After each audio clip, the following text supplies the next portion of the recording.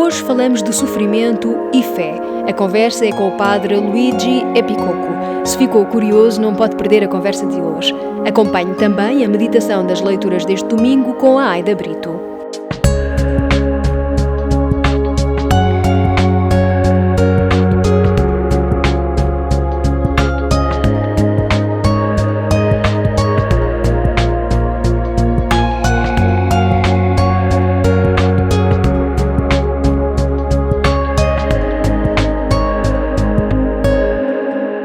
Diz o Papa Francisco: sabemos que se desperdiça aproximadamente 1/3 dos alimentos produzidos, e a comida que se desperdiça é como se fosse roubada da mesa do pobre.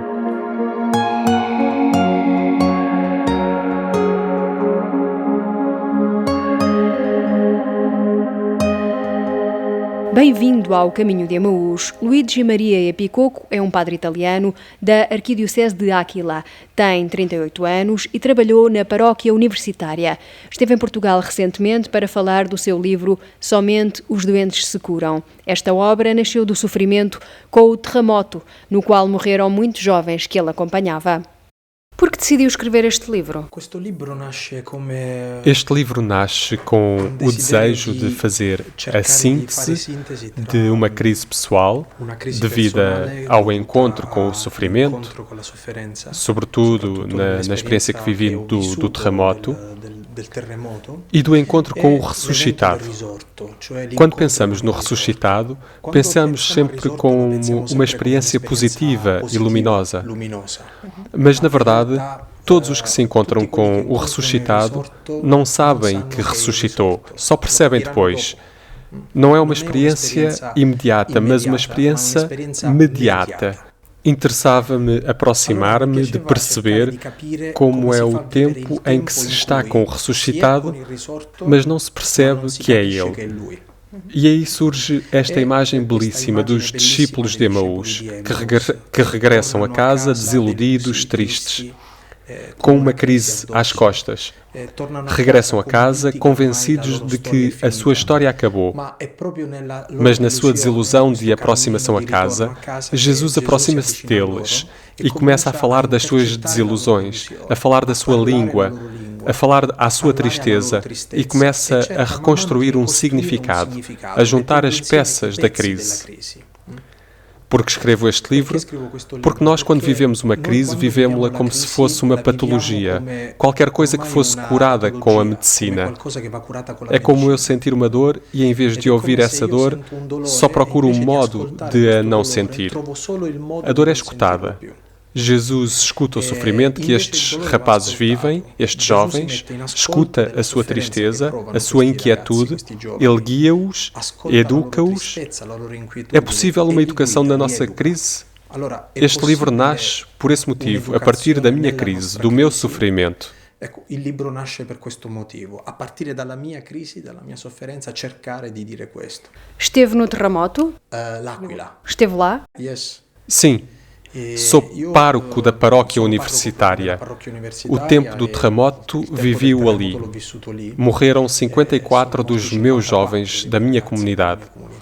Para mim foi muito duro enfrentar isto. Porque é que eu estou vivo quando eles estão mortos? Um sentimento de culpa muito profundo. Porquê? Porque quando tens uma responsabilidade educativa, tens de proteger as pessoas que te são confiadas. E quando percebes que não as consegues proteger, sentes-te profundamente impotente. Não te salva a teologia e as ideias. É preciso repensar tudo, a tua vida, a partir de um sentimento profundo de fragilidade. E como trabalhou este tema e este sofrimento com os outros jovens? Quando vivemos isto, damos-nos conta de que, na realidade, há uma coisa pior do que o sofrimento. É viver o sofrimento sozinho, na solidão. É muito importante que as coisas sejam vividas em conjunto, juntos. Passa-se o mesmo com os discípulos de Emaús. Eles vivem juntos aquela crise. A teologia define isto como a necessidade da Igreja. O que é a Igreja? A necessidade de não viver sozinho. Mesmo uma coisa bela como o Evangelho não pode ser vivida só, tem de ser relacional. E nós só percebemos as coisas na relação. Assim, se a dor tende a isolar-te, a estar só, o esforço não deve ser encontrar à força uma solução para o sofrimento, mas vivê-lo juntos. Então, se tu te dispões a partilhar o teu sofrimento e a vivê-lo com os outros, começa a mudar alguma coisa, começa a haver horizonte. Diz que só os doentes é que podem ser curados. Somos todos doentes, não no sentido físico. Esta é uma expressão roubada ao Evangelho. O que quer dizer? Jesus é duríssimo contra uma mentalidade. A mentalidade de dizer que não se tem necessidade de nada. Aquilo que Jesus nos traz, que é a salvação, só pode ser acolhido por quem sinta a necessidade de ser salvo. Se tu pensas ser justo, se pensas ser são, se tu pensas não precisar, então não podes compreender o Evangelho. Então ainda não chegou o dia para ti. A tua jornada começa no dia em que tu aceitas estar doente. Dou sempre um exemplo muito simples. Digo que uma pessoa que esteja doente com cancro, que é uma doença muito grave, pensa que o tratamento começa no dia em que inicia os medicamentos. Mas não é assim. Quem trabalha com doentes nos hospitais dá-se conta de que a primeira fase da doença é a não aceitação da doença. Isto é, as pessoas não aceitam estar doentes. Fazem de conta que não existe. Não querem ver as análises, não querem ir ao médico, vivem a vida como se não tivesse acontecido nada. O primeiro trabalho a fazer com elas é ajudá-las a aceitar estar doentes. Quando aceitam a sua doença, é quando começa a sua recuperação, mesmo ainda sem tomar os medicamentos. Este livro diz exatamente isto, que só os que se reconhecem estar doentes podem curar-se. Já voltamos à conversa com o padre Luigi Maria Iepicoco. Agora, no Minuto do Cat, Júlia Machado responde a esta pergunta. Por que é que a Igreja rejeita o aborto em geral? A Igreja, desde o primeiro século, tem uma posição muito vincada sobre o aborto. O direito à vida é o primeiro direito do homem e é inviolável desde a concepção. O embrião não se desenvolve para se tornar homem, mas o embrião desenvolve-se como homem. Pode haver questões mais ou menos complexas do ponto de vista psicológico ou da mulher que precisam de ser reconhecidas e apoiadas, mas a questão moral é muito clara para a Igreja. Independentemente de como foi concebido, se é querido ou não, se tem problemas ou não, a criança é digna na mesma e a vida é para ser respeitada e protegida desde o primeiro momento da sua existência. A Santa Teresa de Calcutá dizia que uma sociedade em que a própria mãe mata o seu filho é uma sociedade muito pobre, porque esta é a maior pobreza possível.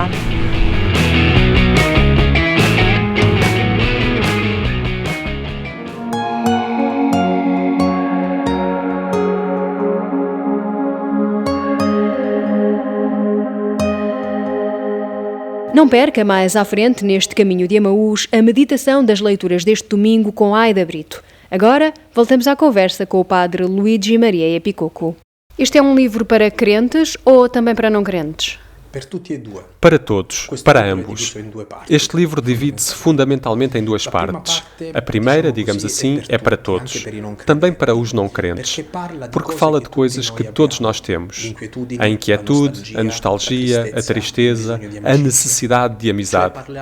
Fala da parte humana, que é um pouco como querer encontrar a pergunta que todos trazemos no coração. Todos.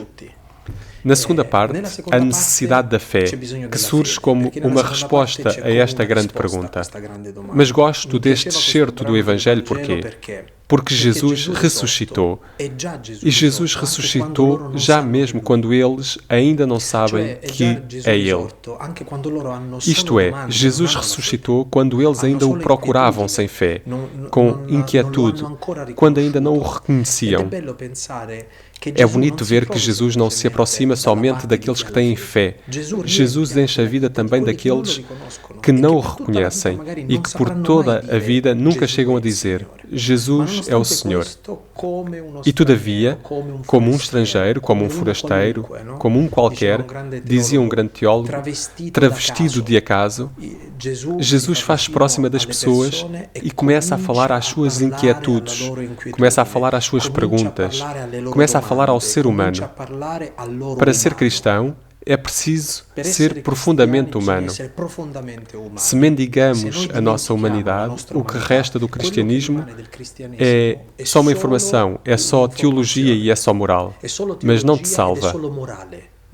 E o cristianismo em que acreditamos é encarnação. Logo, significa que a primeira grande linguagem que Jesus usa para falar-nos é a linguagem do humano. Então não devemos ter medo de entrar em diálogo com todos, mesmo com quem não tem fé, porque todos temos esta procura. O Senhor fala ao humano que há dentro de nós. Trabalha muito com jovens. Eles também são buscadores neste sentido? Os jovens, sobretudo jovens universitários, neste momento histórico, não amam historietas. Querem viver por coisas muito concretas, muito verdadeiras. A experiência do pecado, a experiência da fragilidade, é vista muitas vezes apenas do ponto de vista moralista. O que quero dizer? Que falar do pecado faz nascer logo dentro de nós o que chamamos sentimento de culpa. Sentimento de culpa não é o argumento mais importante da nossa vivência, porque o pecado, na realidade, não é mais do que uma tentativa falhada de ser feliz. Alguém tenta ser feliz e erra o modo. De fundo, é uma coisa boa. Estamos à procura da felicidade, só que falhamos. Muitas vezes, quando quero, de alguma forma, propor um cristianismo de reconciliação, sobretudo com sermos pecadores, agrada-me salientar não um sentimento de culpa, mas uma vontade justa de ser feliz e uma outra vontade justa de encontrar um caminho para ser feliz. Nem todos os caminhos nos fazem felizes. Cristo diz que a porta que conduz ao reino é estreita. Como vivemos numa época hedonista, em que temos medo da dor e do trabalho, quando uma coisa implica dor e trabalho, fugimos. Então é preciso educação, educar para que a dor nem sempre é bruta e a fadiga nem sempre é má. E que há coisas que valem a pena serem procuradas, mesmo que seja preciso sofrer.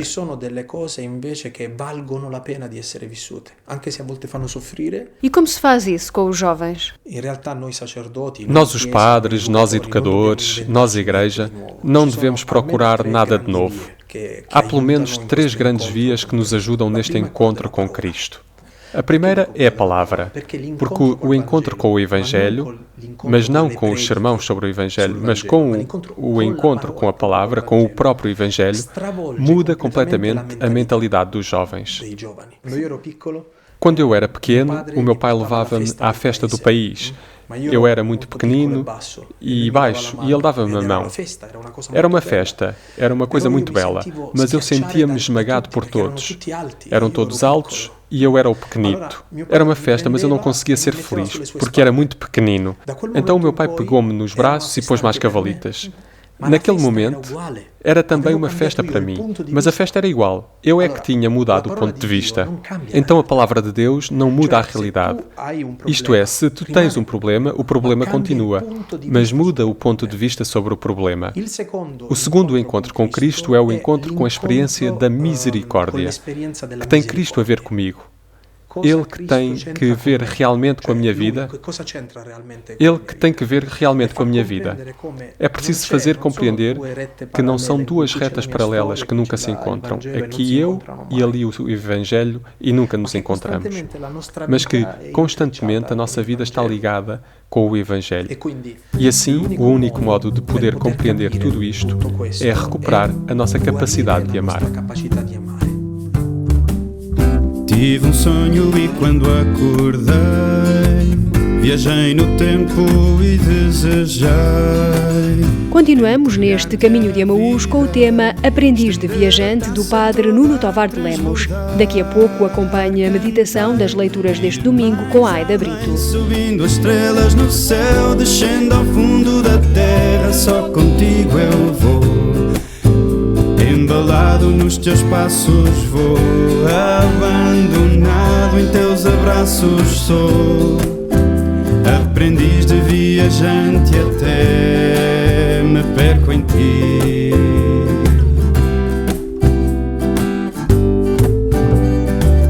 Deixei-te à porta, mas quando voltei vi que esperavas e desejei entregar-te a vida, estender a taça toda a transbordar. Cantei, ir mais além, subindo as estrelas no céu, descendo ao fundo da terra, só contigo eu vou.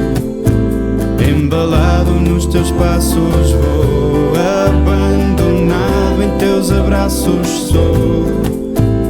Aprendiz de viajante até me perco em ti.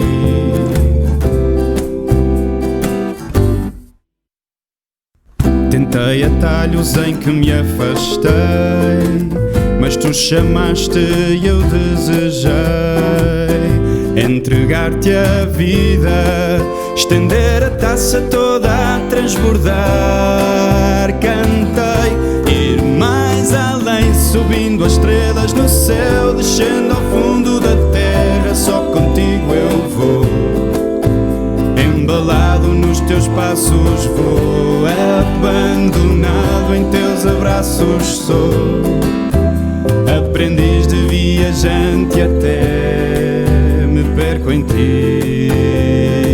Uma verdadeira abordagem ecológica sempre se torna uma abordagem social, que deve integrar a justiça nos debates sobre o meio ambiente, para ouvir tanto o grito da terra como o grito dos pobres.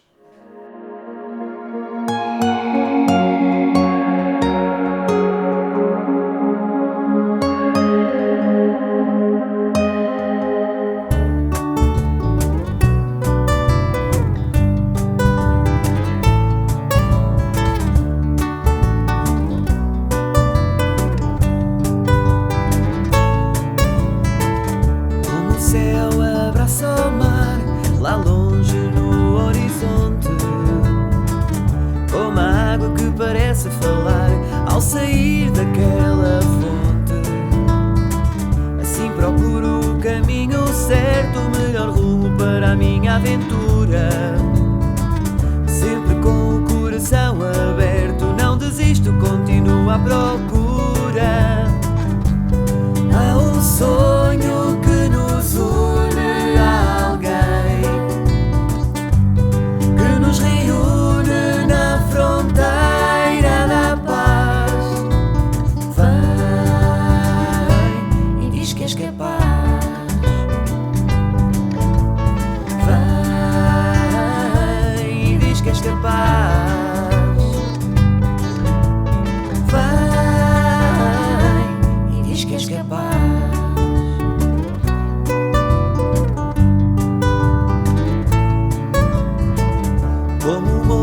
Seu cantinho vai procurando seguir o coração, como o vento naquele moinho, mas parece uma canção.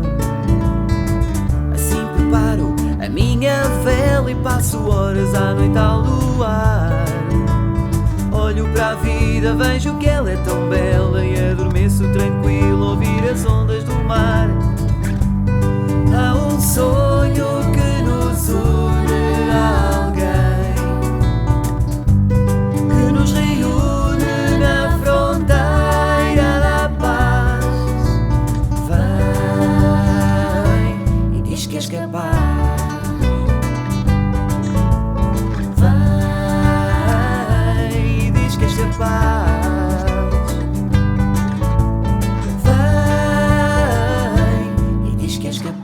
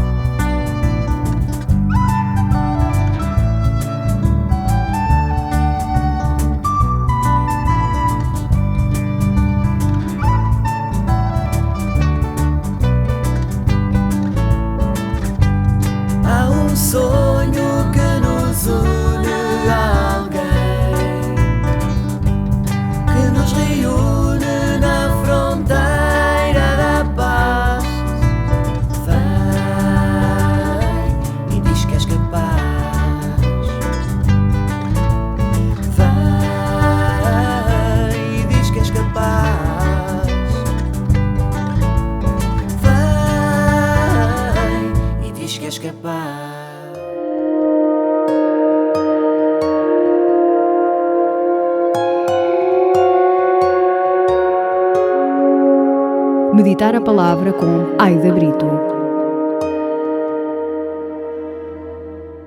Encontramo-nos a celebrar o 20º domingo do Tempo Comum. As leituras que nos são propostas esta semana levam-nos a refletir sobre a Eucaristia, alimento do cristão. A primeira leitura do livro dos Provérbios diz-nos que a sabedoria edificou a sua casa e preparou um banquete. Para este banquete são convidados todos aqueles que se sentem fracos e que tropeçam muitas vezes na sua vida, os inexperientes e os insensatos. Todos nós nos enquadramos nestas duas categorias. Umas vezes comportamo-nos que nem crianças inexperientes e outras temos comportamentos insensatos que nos magoam a nós e aos que nos rodeiam. Só a sabedoria que vem de Deus nos poderá transformar e abrir à sua palavra. Na segunda leitura da carta aos Efésios, Paulo chama a atenção para a importância do comportamento dos cristãos. Vede bem como procedeis, não vivais como insensatos, mas como pessoas inteligentes.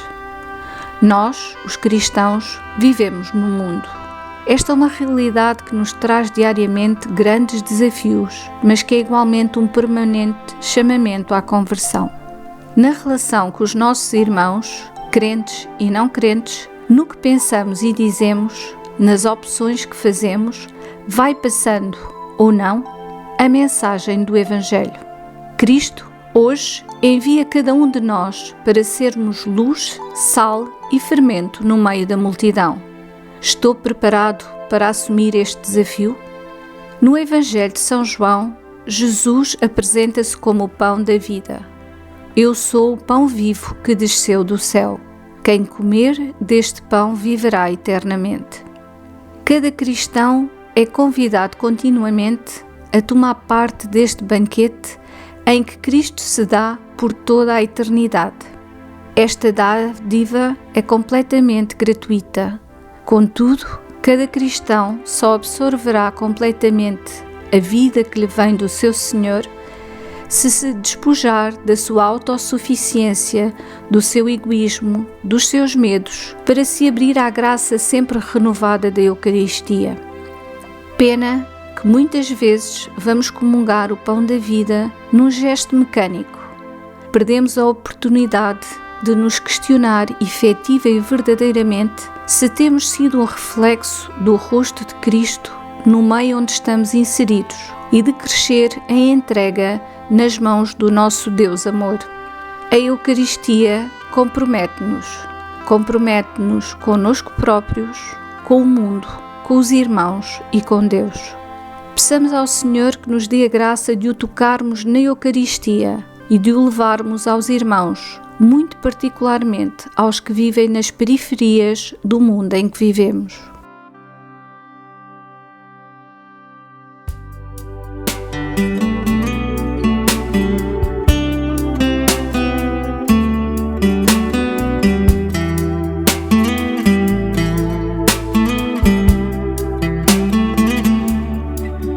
Não conheço este chão onde piso sem calcar. Não conheço este ar que respiro sem inspirar. Não conheço este rio onde nado sem me molhar. Não conheço este sol que me queima sem me aquecer. Tudo volto para sentir o momento que lá vem. Vale mais que um dia a mais que o dia que passou. Tudo vale para sonhar o sonho que lá vem. Vale mais que um sonho a mais que o sonho que passou. E assim chegamos ao fim do Caminho de Emaús de hoje, com o tema Vale Mais, do Padre João Paulo Vaz. Voltamos a encontrar-nos aqui daqui a uma semana. Entretanto, pode visitar-nos a qualquer hora em paulos.pt/rádio e na página do Caminho de Emaús no Facebook. Tenha uma ótima semana. Boas férias, se é o seu caso. Onde piso sem calcar. Não conheço este ar que respiro sem inspirar. Não conheço este rio onde nado sem me molhar. Não conheço este sol que me queima sem me aquecer. Tudo vale para sentir o momento que lá vem. Vale mais que um dia a mais, que o dia que passou. Tudo vale para sonhar o sonho que lá vem. Vale mais que um sonho a mais, que o sonho que passou. Tudo vale para sentir o momento que lá vem. Vale mais que um dia a mais, que o dia que passou. Tudo vale para sonhar o sonho que lá vem. Vale mais que um sonho a mais, que o sonho que passou.